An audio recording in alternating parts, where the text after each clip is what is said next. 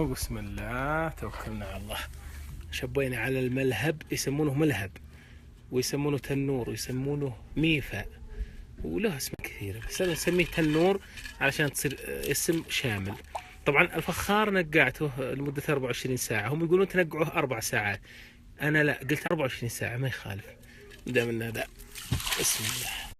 أيضا الفخار إذا صرت بتستعمله أول مرة، خاصة أول مرة يعني بعد ما تنقع وتجي تبي تطبخ به، تحط به شوي زيت زيتون وتدهنه وتخليه له نص ساعة وبعدين عاد توكل على الله. بالنسبة للسمن اللي أنا أستخدم، ترى هذا ما هو بسمن المراعي، بس أنا هذا سمن من عندي أنا، سمن أم محمد، لكني أحطه بعلبة المراعي هذه أو علبة مازولا أو على حسب، لأنه تمسك وما يتكبب ولا شيء، لا صرت مسافر ولا. هذا اللحم والخضار والبهارات بخلط كل شيء سوا. بسم الله. ترى تجربة والله، ما أدري عاد أول مرة أسويها.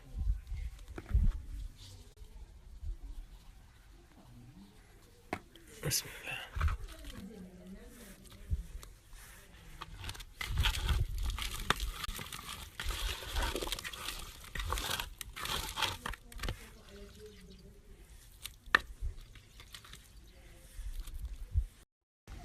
بسم الله. عاد والله ما أدري هو يأخذ لا يبي يأخذه إن شاء الله. الغريبة يعني تشوفه تحقره، تحس إنه صغير، وهو ما شاء الله يأخذ، لأنه بصير أفا إيش دعوة.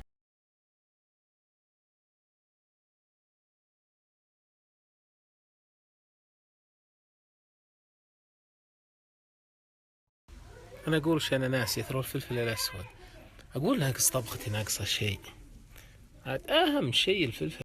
بسم الله. هذا الفخار سكرته بقصدير من فوق لأنه ما له غطاء، طبعا هو يجي بدون غطاء. طبعا من أهم الأشياء دائما بالفخاريات إنك ما تفاجئه بالحرارة، فأنا حطيته شوية به لين يسخن وبعدين أنزله على الجمر. الملهب أو برضه من أسمائه الموسم أو الموسم، مولع عليه يمكن تقريبا لي ساعة الحين علشان يحتمي مرة، وبه جمر من تحت. بسم الله. سويت له حفرة شوي بالوسط. بسم الله توكلنا على الله. يا الله تستر عليه.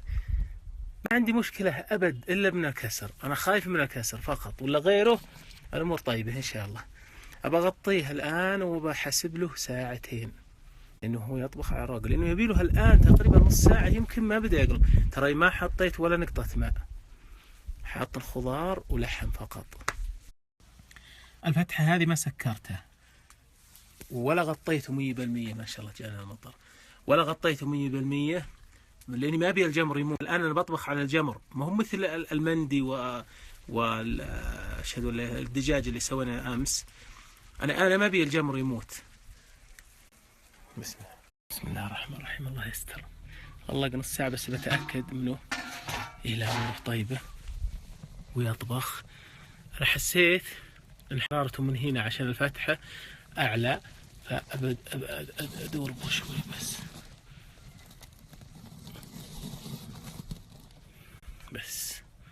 بسم الله.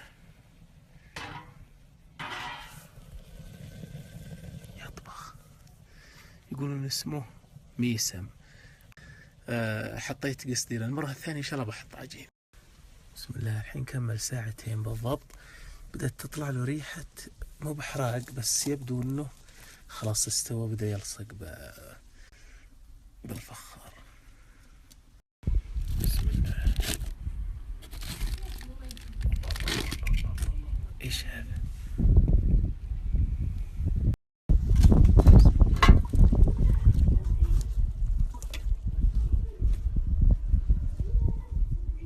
يا سلام، ما قعد شيء.